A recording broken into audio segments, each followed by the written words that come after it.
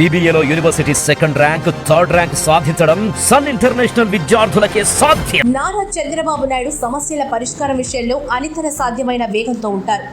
జగన్ హయాంలో పరిష్కారానికి నోచుకోకుండా రోగులను నానాయాతన పెట్టిన మంగళగిరి ఎయిమ్స్ లో తాగునీటి సమస్యలు చంద్రబాబు అధికారంలోకి రాగానే చిటికలో పరిష్కారం చూపారు.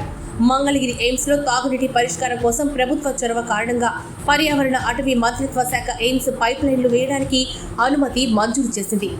ఇదే గత వైసీపీ ప్రభుత్వం అసలు మంగళగిరి ఎయిమ్స్ ఆసుపత్రిలో తాగునీటి సమస్య పరిష్కారం కోసం అసలు ప్రయత్నం ఏది చేయలేదు. బాధలు పడేది ప్రజలే కదా అన్నట్లుగా నిర్లక్ష్యంగా వ్యవహరించింది. ఫలితంగా ఎయిమ్స్ ఆసుపత్రికి వచ్చే రోగులు దాహార్తితో నానా బాధలు పడ్డారు. జగన్ సర్కార్ ఎయిమ్స్ కు తాగునీటి సమస్య లేకుండా పైప్ లైన్లు వేయడానికి అవసరమైన అనుమతులు తీసుకోకుండానే పనులు చేపట్టింది. ఏదో విధంగా స్టేజ్ 1 అనుమతులు తీసుకున్నప్పటికీ రోడ్డు కటింగ్ ఛార్జీలు చెల్లించకపోవడంతో కేంద్ర ప్రభుత్వం పనులను ఆరంభించేందుకు అనుమతి ఇవ్వలేదు. దీంతో జగన్ హయాంలో ఎయిమ్స్ కు వచ్చే రోగులు తాగునీటి కోసం కటకటలాడారు. వాళ్లే కాదు, వైద్య విద్యార్థులు, ప్రొఫెసర్లు, వైద్యులు కూడా సమస్యలు ఎదుర్కొన్నారు.